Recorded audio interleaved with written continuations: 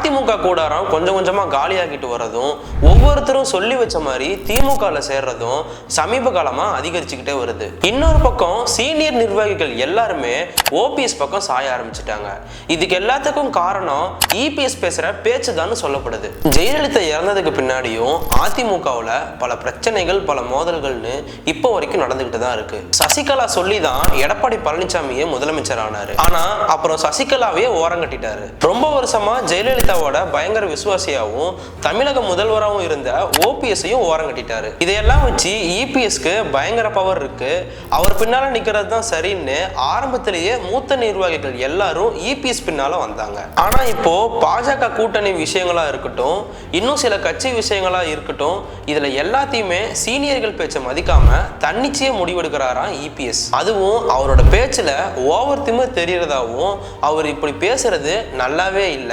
ஜெயலலிதாவே யாரையும் இவ்வளவு மரியாதை கம்மியா பேசினது இல்ல. பொதுவெளியா இருந்தாலும் சரி, தனியா இருந்தாலும் சரி, சீனியர்னு கூட பார்க்காம எடப்பாடி கடுமையான வார்த்தைகளை விட்டுடுறாராம். இப்படி அவரு சகட்டு மேனிக்கு பேசுறது கட்சி நிர்வாகிகளுக்கு சுத்தமா பிடிக்கலையாம். எந்த விஷயமா இருந்தாலும் நான் பாத்துக்கிறேன், மாவட்ட விஷயங்களை மட்டும் நீங்க கவனிங்க. கூட்டணி பத்தி உங்களுக்கு என்ன தெரியும்னு பழைய அமைச்சர்கள் கிட்ட கூட ஓவர் ரூடா நடந்துக்கிறாராம். யாரு எந்த ஆலோசனை சொன்னாலும் அதை நடுவுல நிறுத்தி வெடுக்குன்னு ஏதாச்சும் சொல்லி வார்த்தையை விட்டுடுறாருன்னு ஆதங்கப்பட்டிருக்காங்க சீனியர் புள்ளிகள். நேற்று நடந்த பத்திரிகையாளர் சந்திப்புல மைத்ரேயன் திமுகவில் இணைஞ்சதை பத்தி செய்தியாளர்கள் கேட்டதுக்கு கடுப்பான இபிஎஸ் அதுக்கு பதில் சொல்ல வந்த தம்பிதுரையையும் கோபமா பேசி வாய மூட வச்சுட்டாரு. அதே போல போன வாரம் செல்லூர் ராஜுவை தன்னோட கார்ல ஏற வேணான்னு சொன்ன விஷயம் பெருசா பேசப்பட்டுச்சு. இப்படி இபிஎஸ் செய்யறத பார்த்து கடுப்பான மாஜி அமைச்சர்கள் அவங்களுக்கு நெருக்கமானவங்க கிட்டயே இதை பத்தி சொல்லி புலம்பி இருக்காங்களாம். ஆனா நாங்க வாங்குற திட்டுக்கும் பேச்சுக்கும் நீங்க எவ்வளவோ பரவாயில்லன்னு கண்ணை கசக்கிருக்காங்களாம்.